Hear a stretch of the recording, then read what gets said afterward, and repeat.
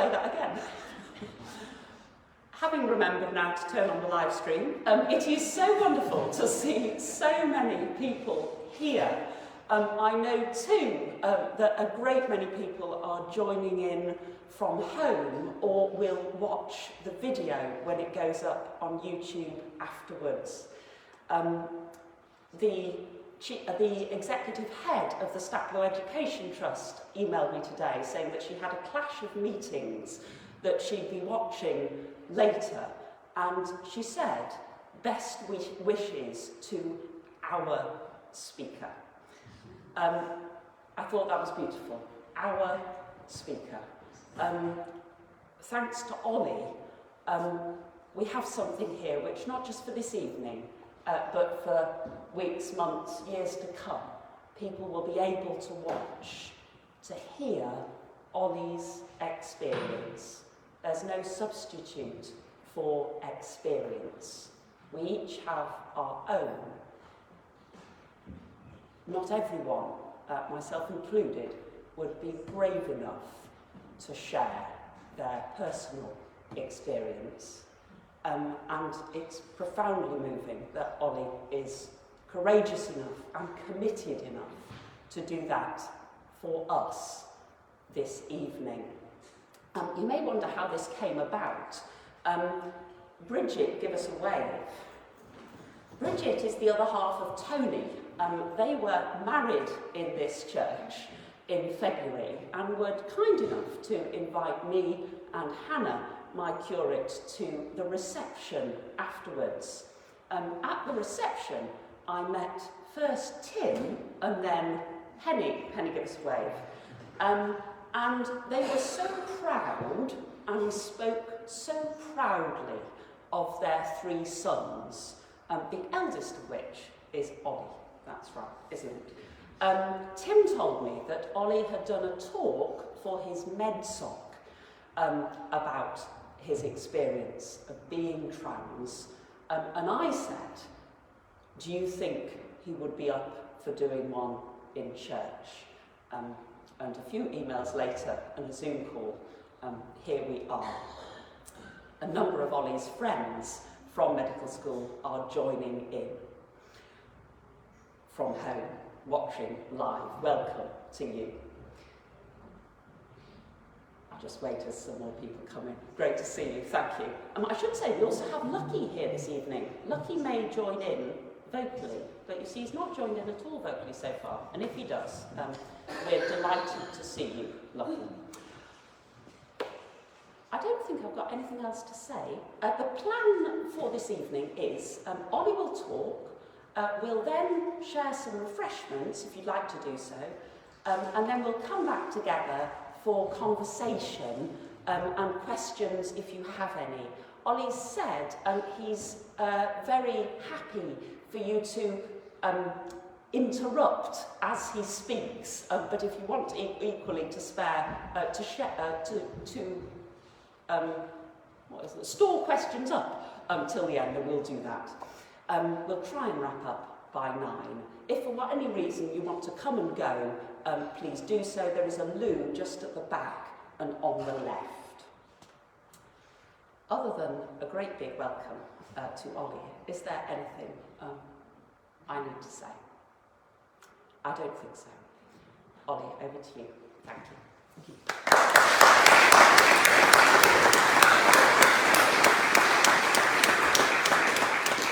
Hello, thank you for turning up. Can you all hear me to start with? I'll turn you off this. Some technical issues. Right, try now. Is that oh, that's better. Right, so as people who do know me, talking about myself can sometimes come quite naturally, and other times I'm quite awkward. So hopefully it'll be the former this time.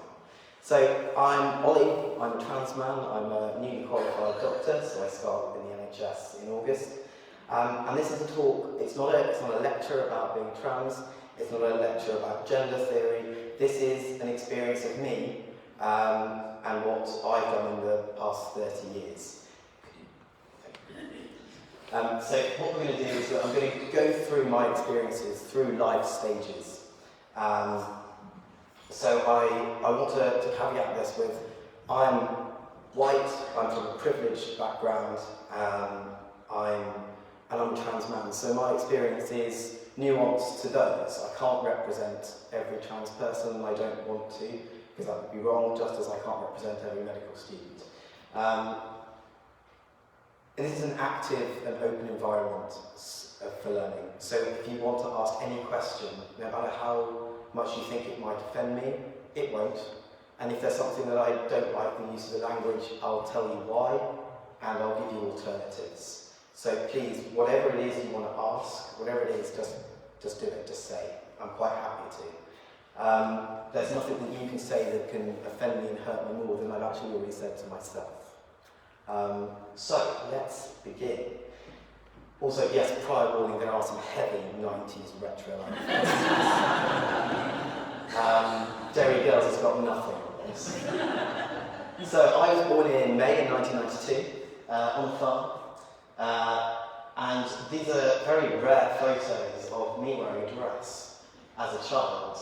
So very early on, I was far more comfortable wearing a shirt and trousers. And although here I am doing very well in a welly wagging competition, it was quite clear quite early on to my parents that I did not want to be in a dress.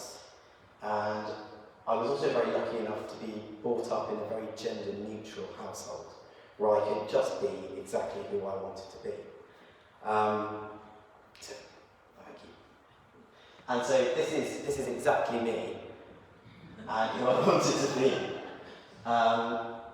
Living outdoors mainly, coating my brothers in mud, and very much being the little boy that I was. Although at this point in time, not knowing that. There was no, I don't think at this age I was aware of any kind of idea of gender or that there's male or female or non-binary. It was just that I was me, and I got to express exactly who I was. Whether it was what I wore or what I did, it was just me. And then when we get to school, I start to have to conform a little bit. So I never particularly liked wearing a skirt and ties, but I loved wearing the shirt and tie. And I was quite happy doing that. And just generally messing about on the farm. But then as I started to grow up, I became aware that there's a dichotomy in my life. There's me in public, and there's me in private. And the me in private was very much what you've seen in the last slides. I got to be me. I got to be able to wear boys' clothes, play with my two brothers, get into quite a lot of mischief. And then when I was in fancy dress, I could again choose what I wanted to be. And yes, I did want to be Abraham Lincoln. And I wanted to be a pirate, and I wanted to be an artist with a moustache.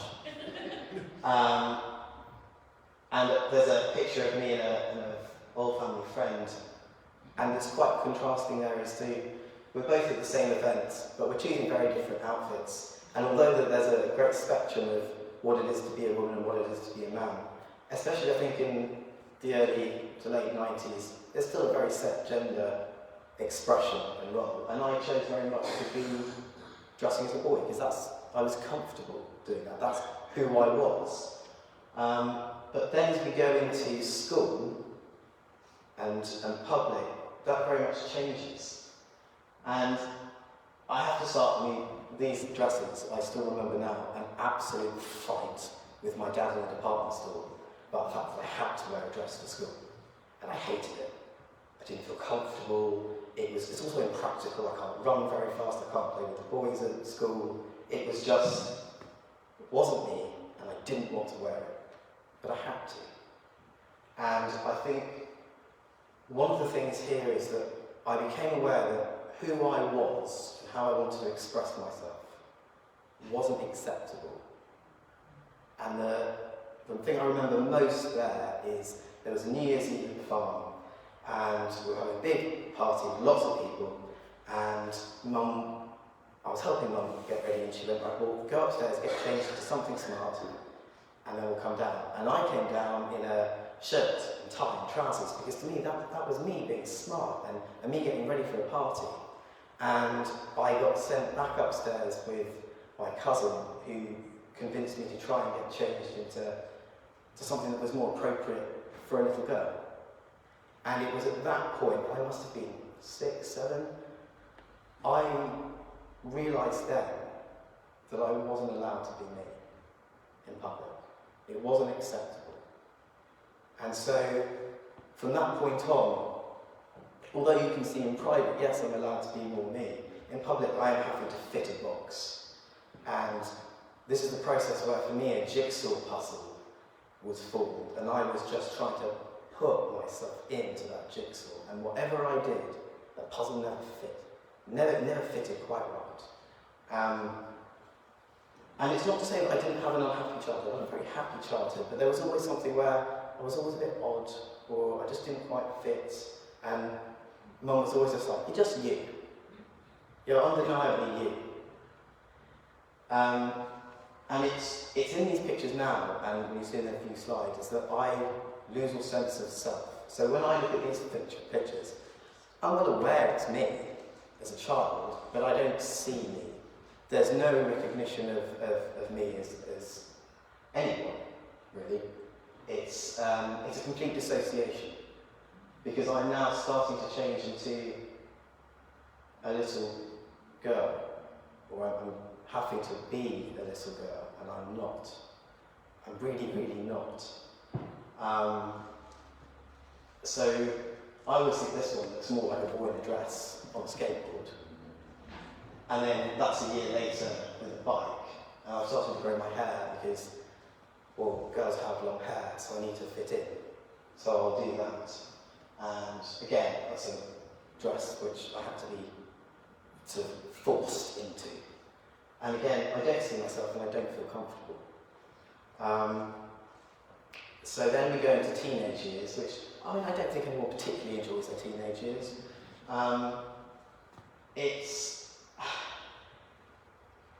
Puberty is not fun, full stop. I'm going through 2 puberties.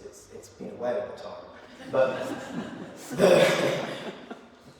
the first one where I started to develop features of a woman was just very confusing, because I didn't have any words for being transgender. I'd never met someone who was trans. I didn't know anyone who was trans. There wasn't anyone in the media who was trans.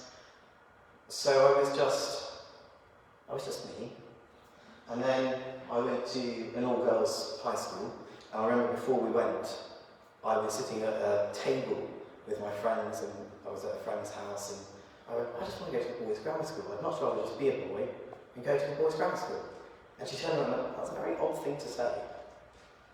And again, it was just a reinforcing of, it's just a bit odd. Your behaviour, what you want, what you see.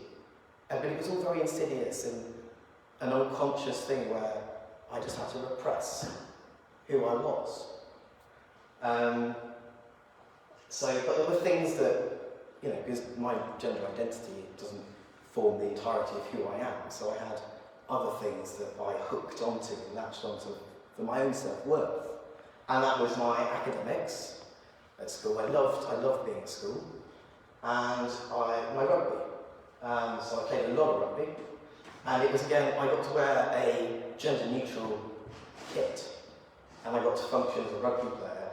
And I had roles on that pitch. And I was good at it. And I enjoyed it. So there was bits that I hung on to. And at the high school, I was known as George. Because on the first day, there's an English teacher who was playing a name game and was learning people's names. And she went, "Millie, Sarah, Kathy, Elizabeth," that was my given name of birth. And I went, "No, it's George." And she went, "Right, you're going to be called that for the rest of your life at KSHS." And I was. For 5 years, I was known as George, and I was the joker, and if I look back on my behaviour and how I fitted in, I was just a boy in an all-girls school. But I was just George, that was it. Just brush it off, just George, it's fine, it's a bit of a character. And I moved down here, and I went to Hills Road, And it's at this time that I'm realising that I'm attracted to women. And even at that time, sort of the early 2000s, I'm still not comfortable with that. I don't know any other people who are gay. There are, Claire Balding isn't out at this point. So there's no one that I can see, and there's still very negative connotations. Gay people can't get married at this point. They can't adopt children. They're not seen as someone who can function in society in a healthy and normal way. And there was a girl who did come out of the high school, and she was ostracised. And I wasn't strong enough character to stand up and be like, oh no, I'm gay too, I like girls. I just wanted to fit in. Just wanted an easy life.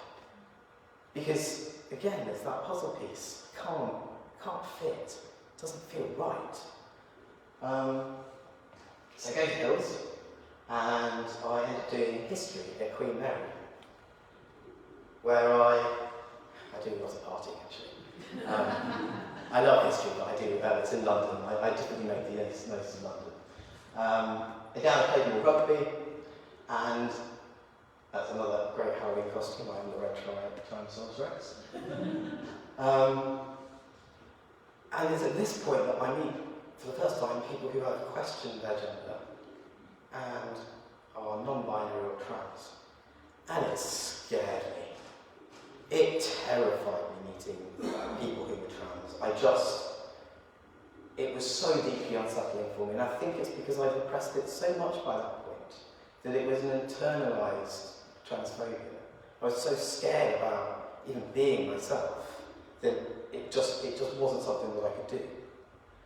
And at this point I came out, and I was openly gay, and it was fine, I had relationships, but again, it just didn't feel right, it didn't feel natural for me.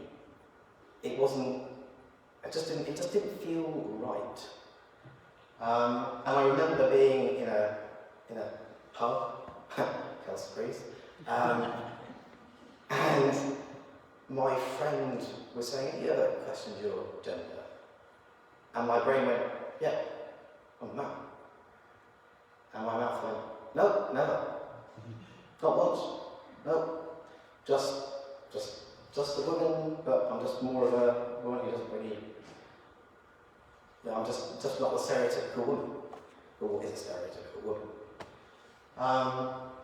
And then I start working. Yes, please, thank you. So I'm just going to take a sip. Then I start working for the NHS, which is a bit like Ofsted for doctors. And it's fun, I throw myself into my work. Good at my work, I enjoy my work, I'm working with consultants, because I've always wanted to be a doctor, but I had to take the senior route.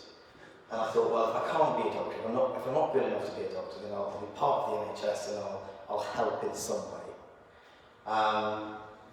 And that's me and my brother in Paris. So I'm still having fun, but it's a bit bumpy, and it's that puzzle piece, still trying to fit in. And then I'm a bridesmaid, and yes, mum knows. It was supposed to be an honour, and I understand why, but it was actually just a deeply uncomfortable event. I had to wear a dress. I had to get up really early and have my makeup done. And it's getting a burden really. And it was just awful. Because all I wanted to do, bless me, is wear a suit, like the group and the best man. And I wasn't allowed, I had to wear this dress. And it was just, to be honest, I drank a lot of Prosecco to get through that day.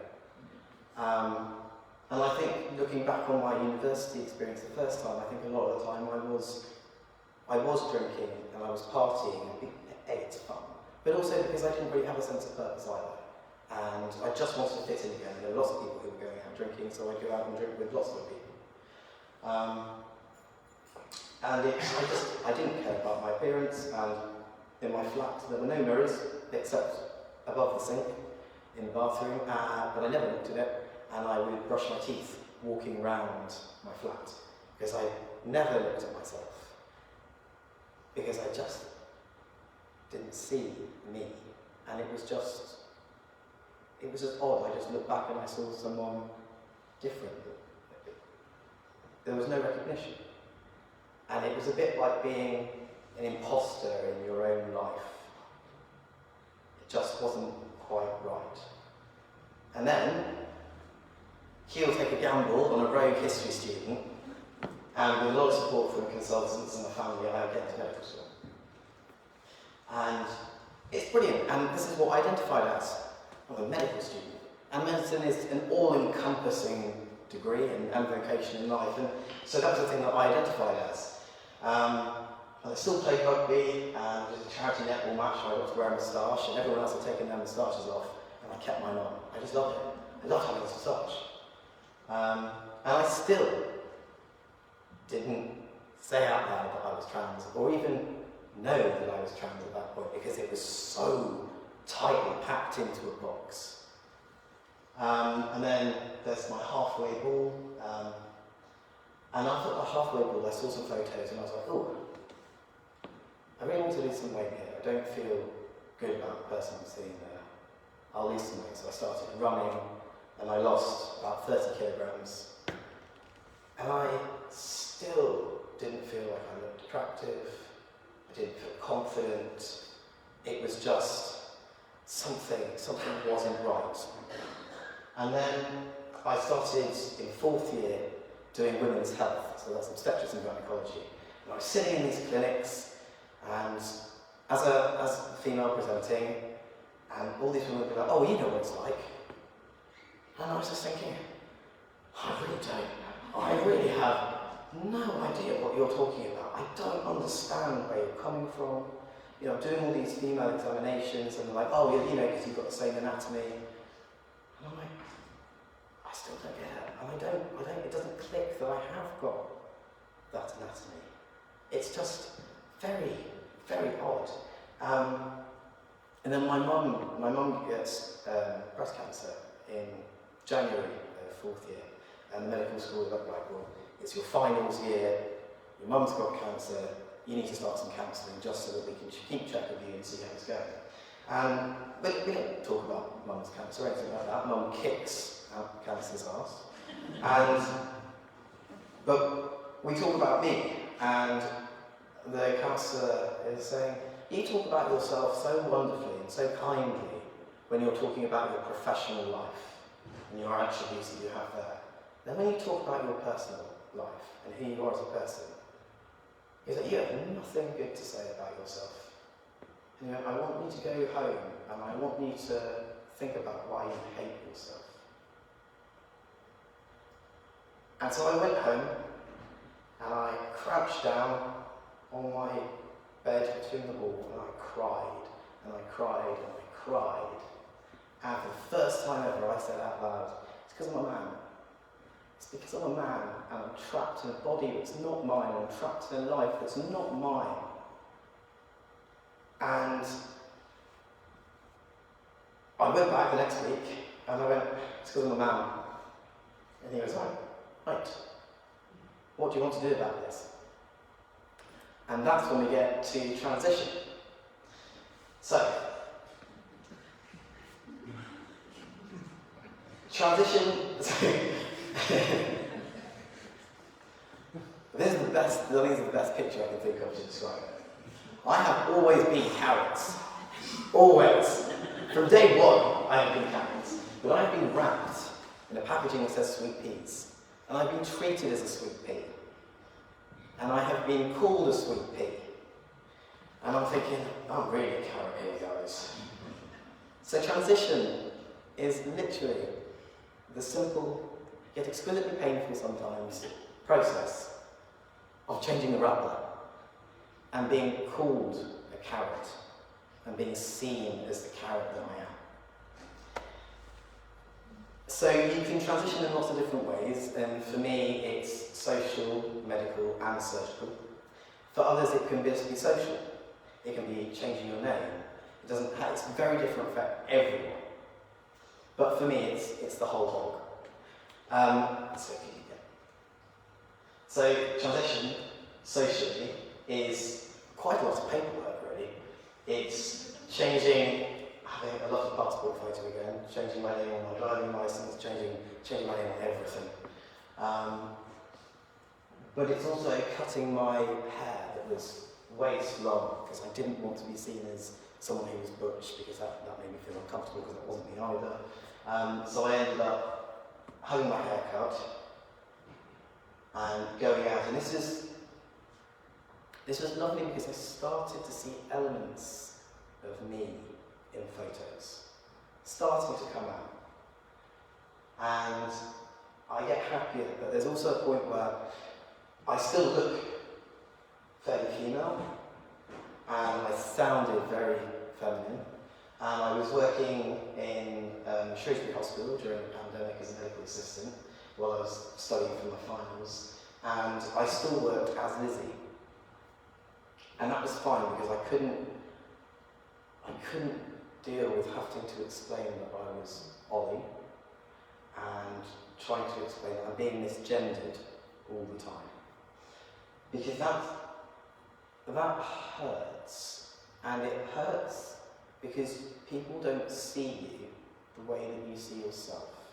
And when at this point, I walked around in a bubble where I saw myself as a man, that's who I was, but my mental image of me was very different to actually what I looked like there.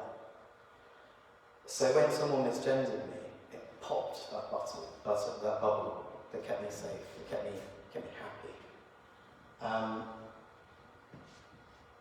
So it was difficult, and it was very frustrating because you have to, so I've done all of my transition privately. I'm 2.5 years into an NHS waiting list for an initial appointment. That's not even to start hormones. It's horrendously long. So this was the waiting time from having a psychiatrist appointment to get diagnosed. It's not a mental health diagnosis, it's actually its own special diagnosis. She went, yeah, why is it taking you this long? Because you're a barn door diagnosis.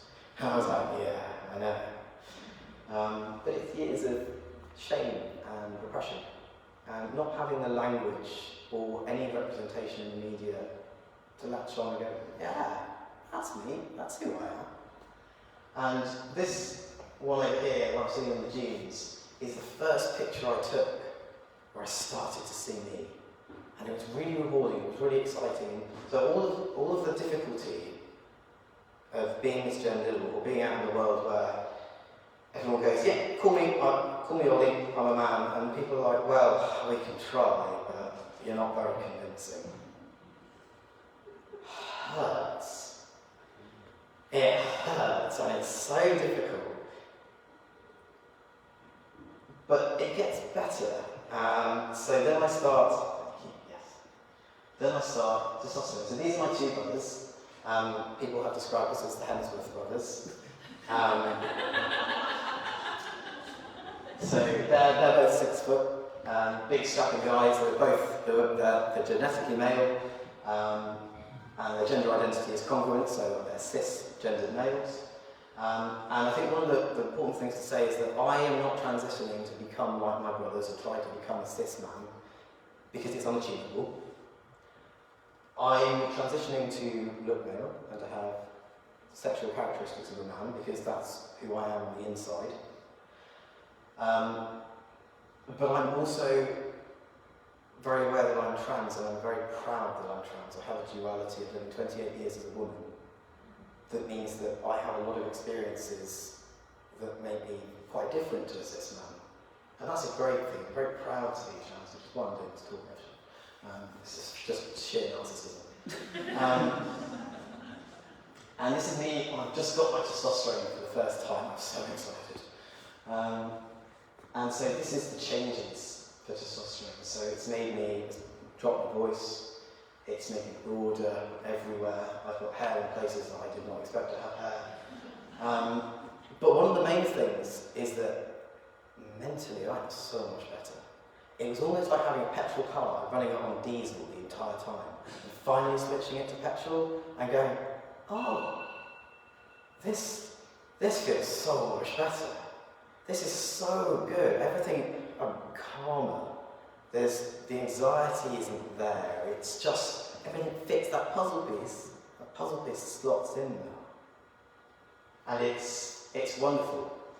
I get to wear my suits, which I love. And I get to have the haircut that I want. Mum hates it that I have it so short. And I don't like my hair at the moment, and it's because it's too long. It sets off my dysphoria. So having it there makes me feel like I look a little more female than I want to. So I need to have it cut. I will only still have it cut by the one hairdresser. So then we go to surgery. And this has been 8 hours post-op from top surgery. And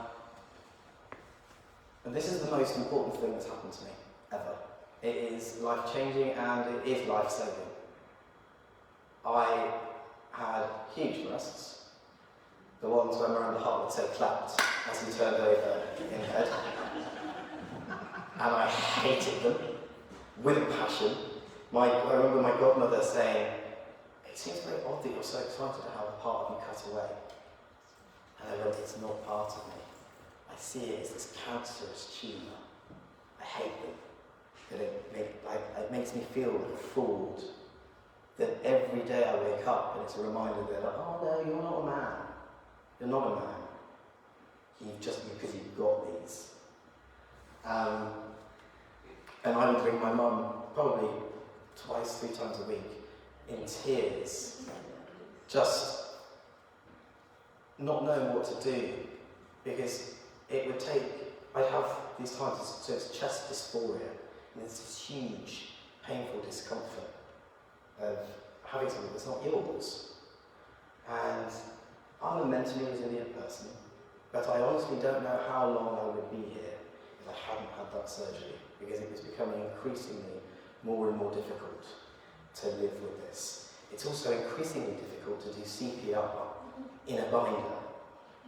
And so I was going to be starting physio again, because I did an intercalation in critical care. So I actually got to transition during the pandemic in my own home in the quiet, which I think definitely made it a lot easier. But then I started having to go back in and doing work as a medical assistant at Stoke. And it was hot, it was sweaty, it was uncomfortable. It's like wearing a corset to keep them down and try so much to have a flat male shape. And it just, everyone was like, oh yeah, it looks fine, it looks fine. But it didn't. It didn't look good for me, and I hated it. And 5-6 times a day I'd have to pull myself together and get back on track with what I was doing. And it was mentally exhausting. It was so exhausting. And then I had the surgery, and I haven't had a single day of dysphoria since then. And I love it. And I can touch my chest now. And before I just couldn't hide, there was nothing, it was horrible. So now it's fine, and I can go swimming, and I have these lovely scars that I'm really proud of. And it's me, it's my body. I am now fully in control of it, and I feel like me, and I feel like I can see me now. So, thank you. And this is me now. I take selfies, which I never used to do. They are ironic and joking ones, I'm not that much of a person. And I have a godson, I'm a godfather. And I went to my friend's graduation, and I've been to the rugby, and I've done so many more things now. I'm happier, and I'm quite happy to go and do lots of different stuff, because I'm me. And in these photos, I see me. Finally, after 29 years, I get to see me, and everyone else gets to see who I am. Because I think one of the biggest worries that a lot of people who knew me had before I transitioned was, you'll change as a person. We'll lose you. I will grieve the loss of a daughter, of a female friend. And what has happened actually is that people have got more of me. They see me for who I actually am, and they go, oh, actually, that makes a lot of sense You always used to walk like a farmer. And you still do, and so they get 100% me. And for the first time ever, I can turn around and say, I love myself. I really like who I am, inside and out. And that's not something I've ever said before. And it's a really lovely position to be in. And so the future holds medicine. It holds hopefully a partner, it hopefully holds children, it holds holidays where I can take my top off and go swimming in the sea. It holds lots of different things in the unknown, but what it does hold is the fact that I am me within it. And that's a huge privilege. It's something I'm very lucky to have. And it's quite hard fought. But that's it. That's it. Thank you very much for listening. Any questions?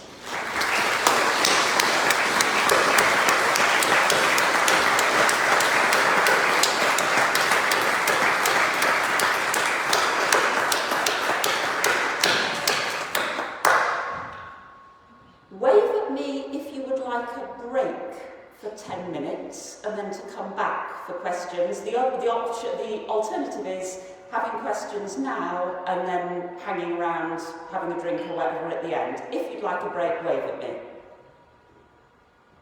Wave at me if you would prefer to keep going. The keep goings have it. If those who wanted a break want to discreetly wander about and get a drink anyway, lucky will eat you, but the rest of us don't mind.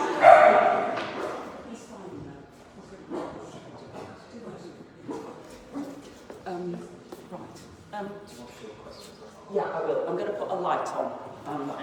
Also.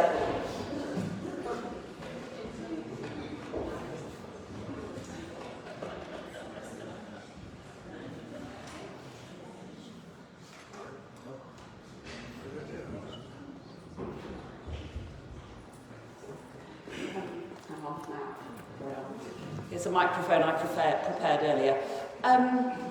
It doesn't have to be questions, it can be comments. Yeah, anything, honestly, anything. Go for it. Wave at me and I'll run around. Go.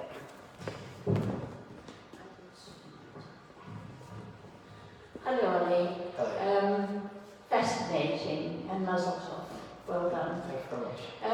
Ollie, how did you manage to deepen your voice the way you have? So that, I mean, your voice is so masculine, and I'm going to say something, but please, I don't want to, as you said it. You're a beautiful looking young man. thank you. Thank you very much.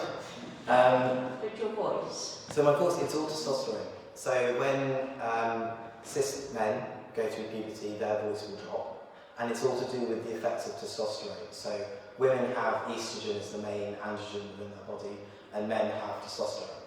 So when I first went through puberty, I had all the effects of estrogen. So I grew breasts, my hips widened.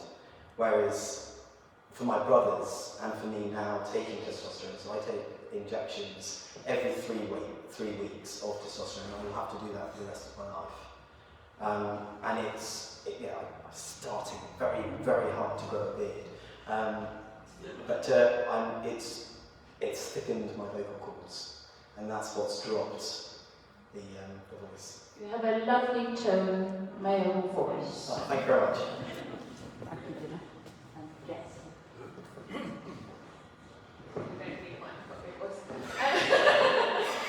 You mentioned about sort of at the time you sort of were trying to come to terms with sort of who you were, that there wasn't much trans representation in media and stuff like that. There's obviously not lots of it now, but there is more. Do you think that is helpful to you, and do you think it will be helpful to other people?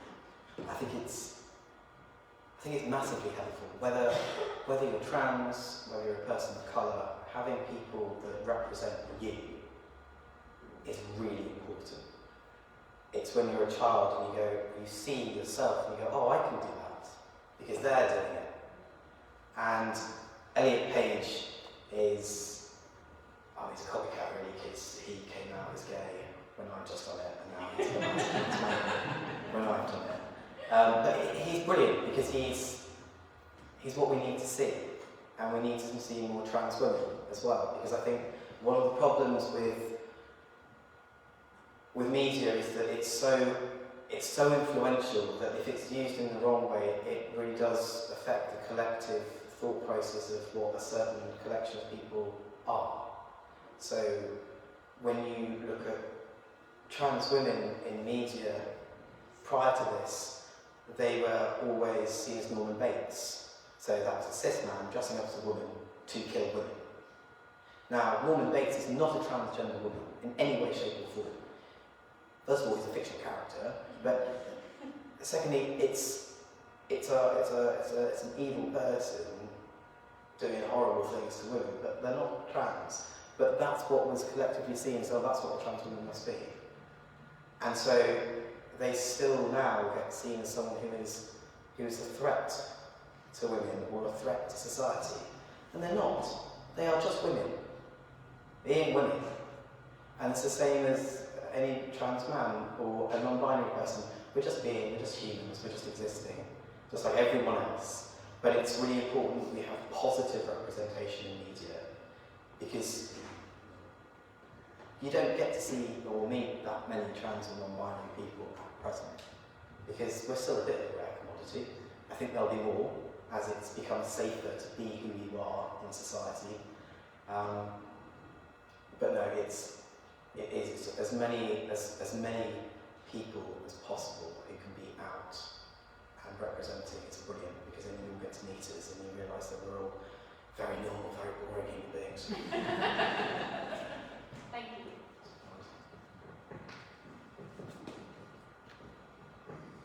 Thank you very much for your talk, Oliver. I was just wondering, you can only talk about your own experience, I guess.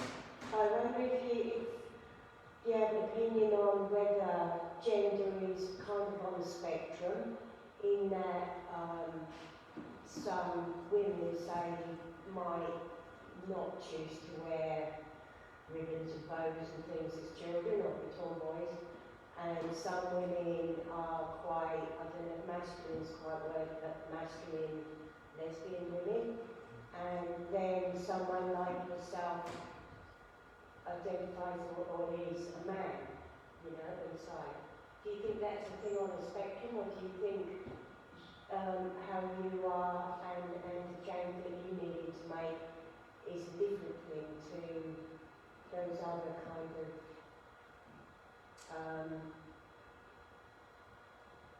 different kinds of female people? Do you think you're on that? Does that make sense? Yeah, it does. So, wonderful question, thank you.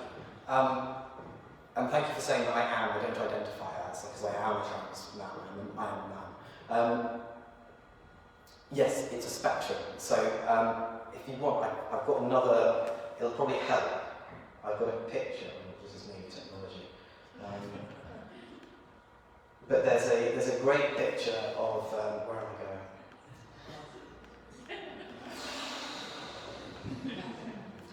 There we go. So it's called the Gender Red Man, and it shows, where are we going? We're going to teaching, and we're going gender identity. Yeah, so this is the one I did for medics, which I won't bore you with because it's a lot of medicine.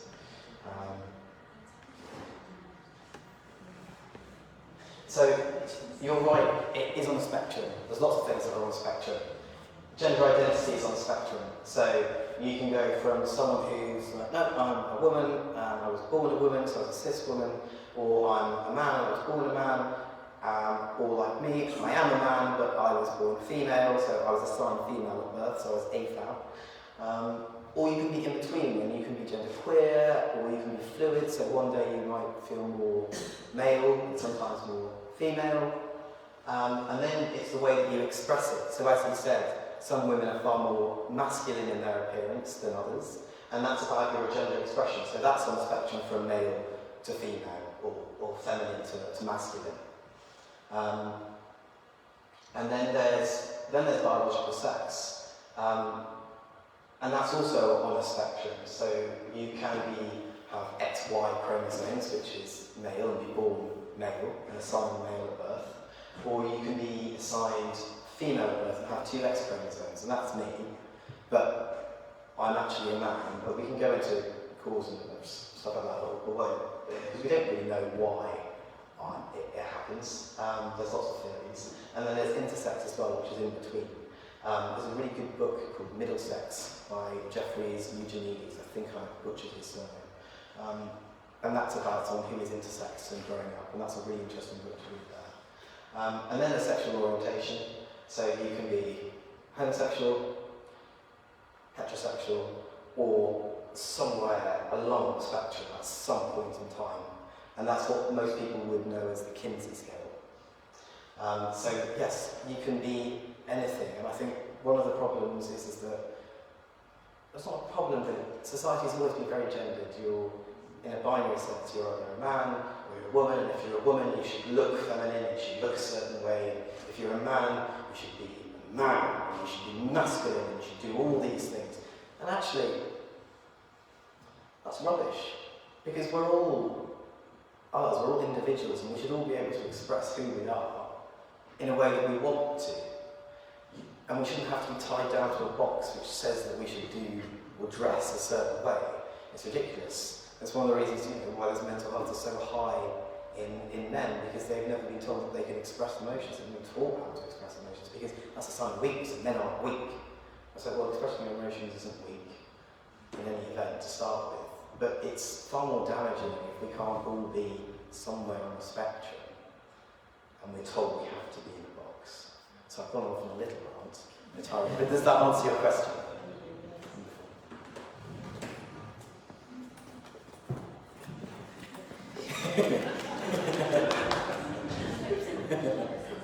First of all, thank you very much for your openness and your honesty, and for allowing us to share some of your experience, because it's so outside my experience that it's really good to have somebody come and explain it to me so I can understand. And I think that you need to do much more of this, because understanding and knowledge is what makes the world go round, as far as I'm concerned. You said as a child that particularly schools, you were forced into dresses. Yes. I've spent a lot of time working in schools with young children, and I've seen young girls being forced into these uniforms, and they want to play football and they want to run and do what all the boys are doing. That doesn't necessarily mean that it was, but you know what I mean. I think we've always had this issue over school uniforms, and we want our children to look smart. I suppose what I'm asking is, do you think that there is a place for making all uniforms gender neutral, so that anybody can choose to wear precisely what they want to wear? Yes, I think there is. I mean, it's only my opinion. But yes, because I think, again, go back to the thing, being put into a gender box limits both little boys and little girls. If you're gender neutral, you just get to be you. And it means that, it goes down to, you go down a toy shop and you've got pink toys and you've got green military toys, and that's the girls section, that's the boys section. Well, that's ridiculous as well. You don't want all boys to just be playing with guns and not know how to nurture and care for people. And similarly, you should be able to play with Meccano as a little girl and understand what it is to do engineering and science, because there's so many amazing female scientists that have been here, and they should be encouraged to have more.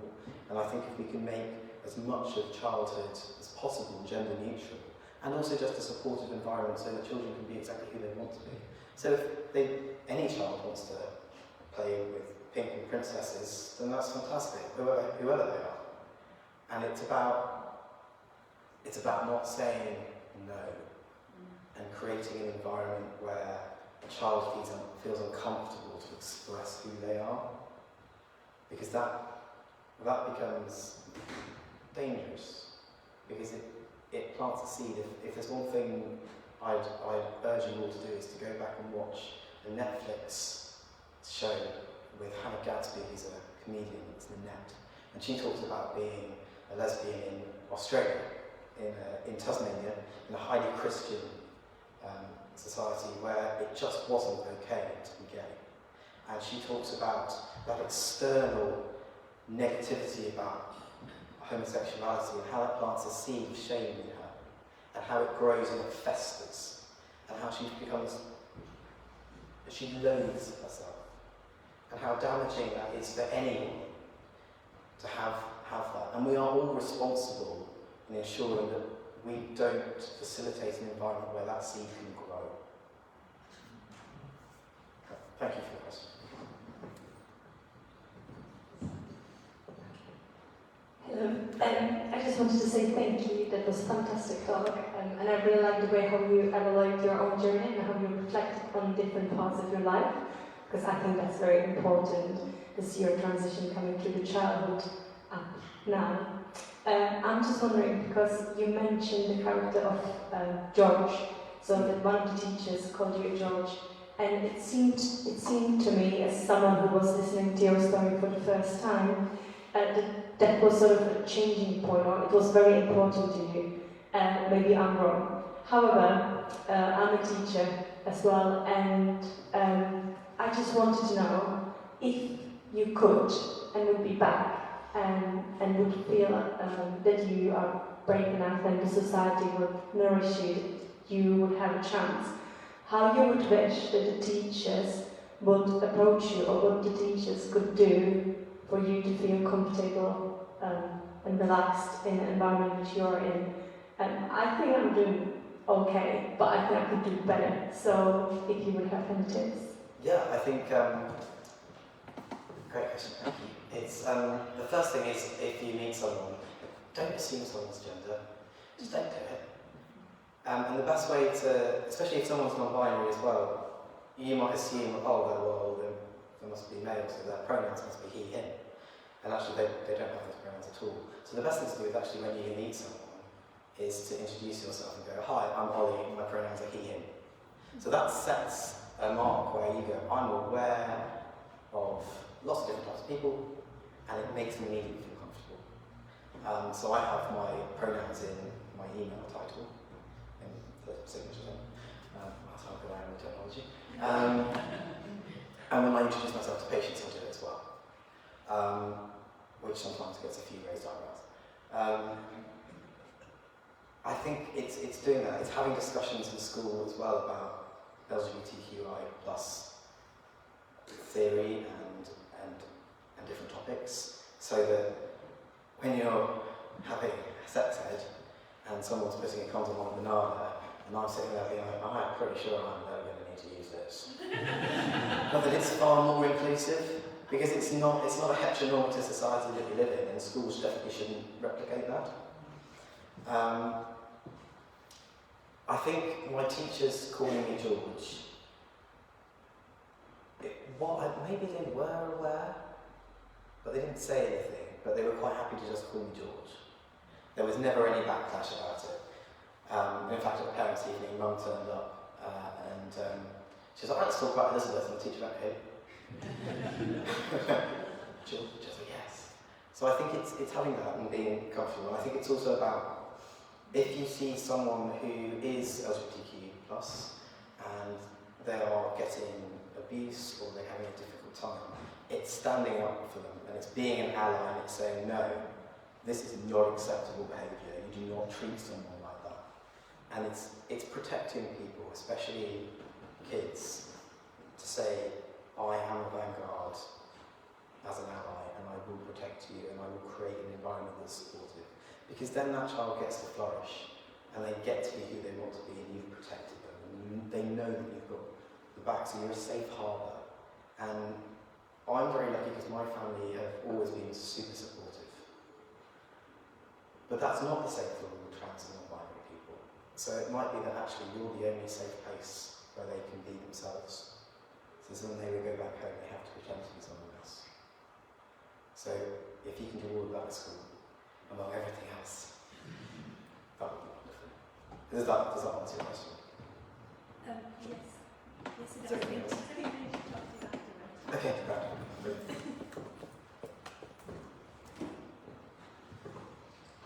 thank you very much. It's been a wonderful, wonderful talk. 2 points. Firstly, I have a step-grandson who is 16, and he goes to school, and when he gets to school, he takes his trousers off and wears a skirt. This is actively encouraged in his school. As his step-grandma, I know this, but his mother doesn't. Okay. He can't talk to his mother, he won't tell his mother. So we have a difficulty there. His partner is a they them, Ash. I know that, his mother doesn't. And it's very difficult to maintain a relationship with him and not want to try and push him into talking to his mother. Secondly, before I came here tonight, I was watching the news and all of the headlines were about a footballer coming out and saying he's gay. And it made me really, really sad. That was necessary, that he felt it was necessary, that the world feels it's necessary. And I know it's a generational thing, but in my heart, I really pray that in the future you won't have to stand there and say you're a trans man, you can stand there and say you're a man. And people don't have to say that a black woman did something. It's a woman. And a man did something. It's just the labels, I hope, vanish later on and the world just becomes more accepting of everybody who they are. Thank you for tonight. Thank you. Yes, I mean, the gay footballer coming out, it should be, so what? Who cares? The main question is why are you playing football and not rugby? But, yeah, no, it shouldn't. It should just be, why? But it's not. It's a huge step, and he's incredibly brave, and I really take my hat off to him, because it does still take courage to be who you are.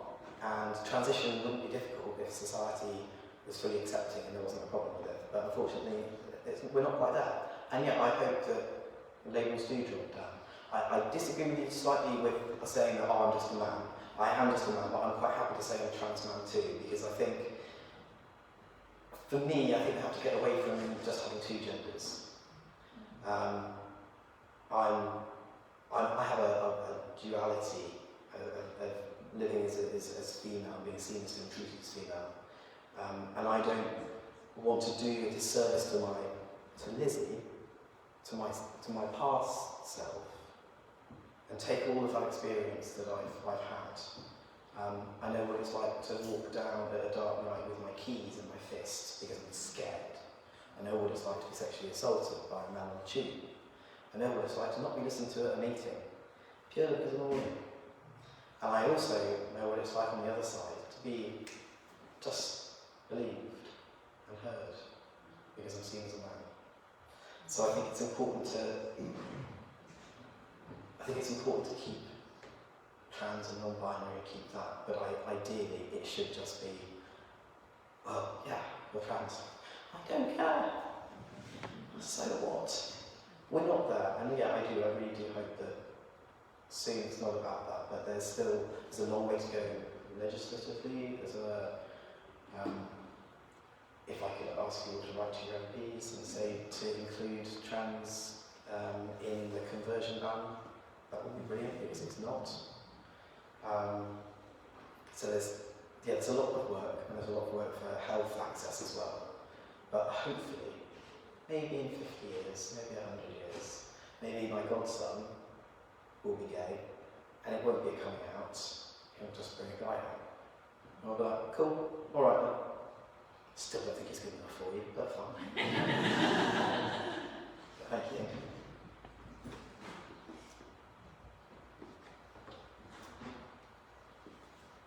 Yes, it's been really enlightening, thank you. You used the word cis a few times. Yes. And I have to say that I think that's where the likes of me, where this is kind of new stuff to hear, those kind of terminologies actually, feel a bit alienating, and I suppose also, yeah, the whole language thing, that I feel that I might say the wrong thing, and that is never my intention. So thank you for seeing it from a different perspective, because I've always found that sometimes being trans is quite alienating, but actually being called cis as well, you don't necessarily identify as cisgendered, you're just who you are. And I think it's from making that distinction. So someone who is cisgendered is someone who is born female and their gender identity is also female, so it's congruent. So my mum is a cis woman. She was born female and she identifies as a woman. My brothers are cisgendered males. They were born male and they're genetically male, and they also identify as a man. Whereas I was born female, and I am and identify gender-wise as a man. Which can be, I was talking to my mum about it before, and she was like, it's just very odd if you've never questioned your gender identity, how do you know? How do you know that you're a man because you've got a female body? How? And I'd like to know that too. Yeah, it's difficult because it is quite an alien concept in many ways, but it's also a very normal thing. I mean, the Maori have had a word for a third gender for thousands of years. This is not a new phenomenon. It's just that we're so used to having a certain binary set up in society, men or women, and you were born a man and you are a man, you were born a woman, you are a woman. Making mistakes, so language is really important. Shakespeare was really wrong when he said, what's in a name? Everything's in a name. Everything is in pronouns, because if you were to call me Lizzie, you're not seeing me. By saying Ollie, you're acknowledging who I am, you see who I am. It's the same as if you called me she now, it just baffles me. People who have known me before as Lizzie, I appreciate that it takes a little bit of time. If you do make a mistake, the easiest thing to do is sorry about that, I'll make sure I don't do it again. Don't make a big deal of it, just apologise, try not to do it again. And I think one of the issues around trans has always been people are scared about offending, about saying the wrong thing. And I don't mind you saying the wrong thing. As long as I've had a cup of coffee, I'm pretty good. Because if you do apologise, and I'll teach you. I'll tell you what needs, or what I prefer, and why. And that's the only way we're going to learn. Does that answer? Oh, thank you. No, not you again. I know, Jess. Oh, gosh. Jess again, and then I'll have one more. So if you're thirsty to ask a question, get your hand up quickly next. I was very lucky in person to say thank you so much for your talk. This kind of goes on to the question that was asked about support in schools. You mentioned that before transitioning, your fear was that your friends would not want to know you or think you would be something different.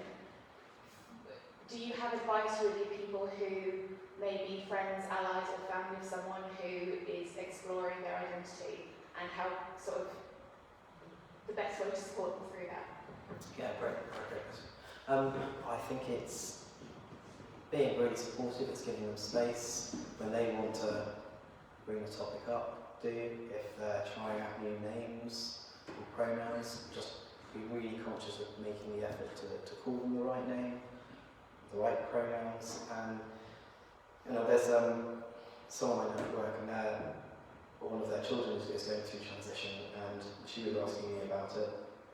And I said, well, why don't you take them shopping or online shopping and sit with them, and they can try out different clothes and different styles that they want in a comfortable, safe environment. And it's little things like that. And it's just listening, and it's being safe, and it's giving them time and space and love and support, really, I think. Thank you. Sorry? James. Well, again, thank you for coming and sharing your experiences with you, and I think that's immensely brave. But when I look at people, I just see a person, you know, whether they're male or female, of colour, not of colour, is actually of interest to me. I want to look at the person. I want to see what the person's got to offer.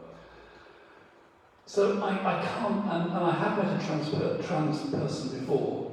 One of the things that she is a trans woman. Yep. And one of the things she said to me in trying to explain it was it's like trying to explain to someone who's blind what red is. And that really made me think. But I still think that to a degree what you're doing is a denial of nature. Yeah, you know, and it's not, and it is right that there's more opportunities in society for equal opportunities. You know, our solar and fire engine is driven by a lady quite often. You see that going down the high street? Brilliant. And there are in nature, there are two groups in all sorts of species. And to want to sort of, you know, what you're working in a career where women have done exceptionally well, and you know, your doctor, you know, it's not male doctor, female doctor, it's doctor. So thank you for coming. I have to be honest with you, the concept still does sit very uncomfortably with me. Okay, well thank you for your honesty. I don't think I'm going against nature. I think it was unnatural to live against the grain. There's quite a lot of research going into how this happens, and it's all natural. I think, being brutally honest, the idea of just having two genders is unnatural because that's a social construct.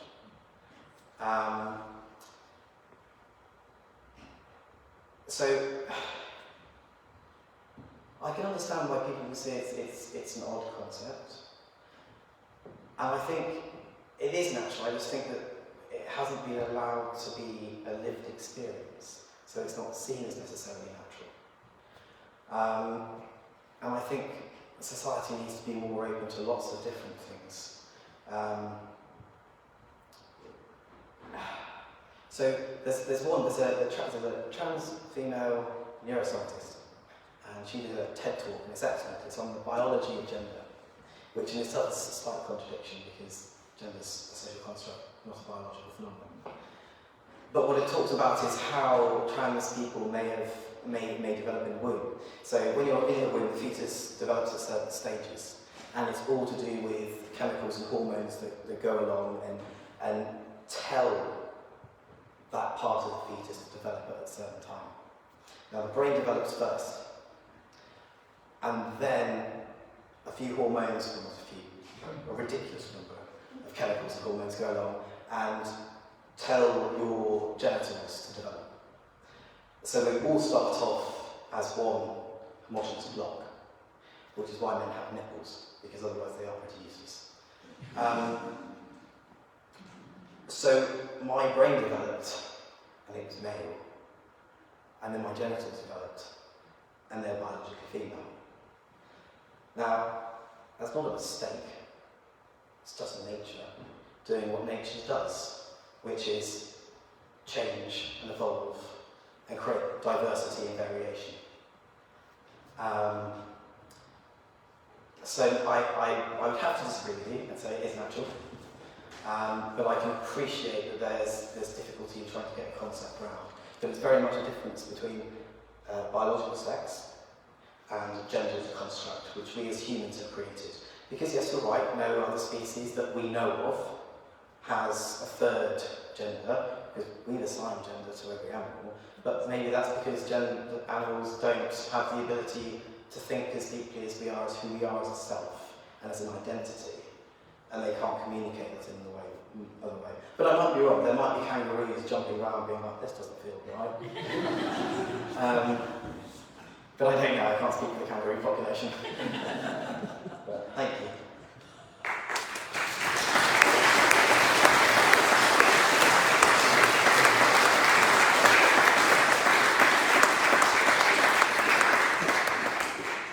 know what Lucky thought about that final comment.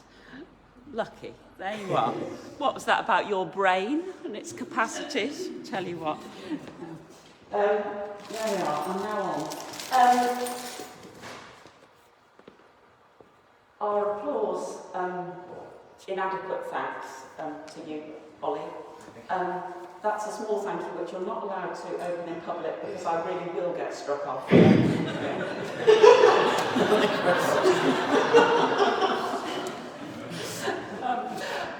Thank you too to everybody who's asked questions. Everybody who's asked questions. Well, you can tell me if I'm wrong, Ollie, but I think the only way forward is to be open and honest with one another in the right context. And I hope that tonight that something of Ollie's openness and honesty has expanded our openness. And yeah, I mean that's where we are, isn't it? Would I be right, Ollie, in saying that you're happy if people want to hang around for a drink or just to hang around? Are you happy to hang around for a bit for people to catch you? Absolutely. Is that okay? Yeah.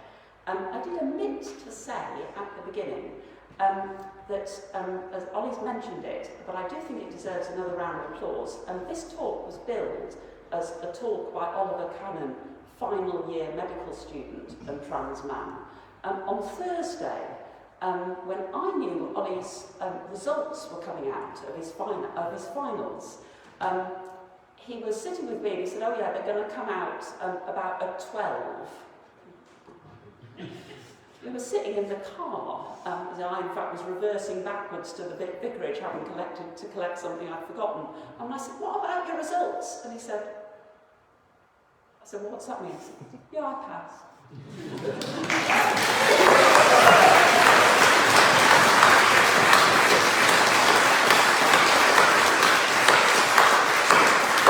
And what a massive asset you are to the medical profession. There are some flyers at the back, just when you're on the right as you're going out, which are what's on here between May and August. You'll see there our next talk is 4 weeks today. It's on Tuesday the 14th of June, again at 7:30. It's part of our Platinum Jubilee celebrations, and that's a talk given by Bishop Tim Stevens. Tim used to be the Bishop of Leicester. He was the bishop who was repeatedly accused of being too political. He spoke out forcefully against universal credit and about the so-called, changes to the so-called welfare system. He is a magnificent speaker, and please don't be put off, as I would be, by the title Bishop Tim Stevens, let alone the CBE. He got that absolutely on merit. He's going to talk to the title The Queen, the Church and England. He was the convener of the bishops in the House of Lords, and he's going to show pictures and talk to us about the role of the Queen, not only as head of state, but also her role as head of the Church of England and the obligations, actually, that puts on us, as us, I would say on me, whatever you are. Please, Republicans welcome and non-church people welcome. Speak out. He would love that. There is nothing he would hate more than something other than a diverse audience. So do come and listen to him and post some questions. Ollie, could you say something about the charity? I don't know what I've done with the mic, but you've got one on, so that's all right. I asked Ollie if he wanted to choose a charity for donations to go to. He'll tell you what that charity is. There are also, if for whatever reason you prefer to give to Christian Aid, this is Christian Aid Week, there are Christian Aid envelopes by the plate. Put donations for Ollie's chosen charity in the plate, donations for Christian Aid in the envelopes if you want both, one or the other. And if you want to give towards the work of the church, there's a card reader you can zap with your card and it will take a fiver off you. That's all by the door. But do stay for a drink if you want to. Ollie, tell us about the charity. Thank you. I think it's. I've done something with my mic. So it's. Thank you. So it's the Outright LGBTQI Ukraine Emergency Fund. I don't mind who you donate to, whether it's Christian Aid, the church. This is close to my heart because, I mean, the idea of being stripped of a citizenship wherever you are by another foreign power is pretty horrendous. If I was in Ukraine, yes, I'd be running for my life because I have common sense, but also if the Russians were successful, I would be either put in a concentration camp or shot for being exactly who I am. And so this charity is helping people who are in the rainbow community to help them settle in other countries as well, because again, there's like moving to countries that don't also have a brilliant record for people who are LGBTQI+. So, but thank you very much all for coming. I really appreciate the openness, and I really appreciate the church coming as well. For letting me to come. So thank you very much.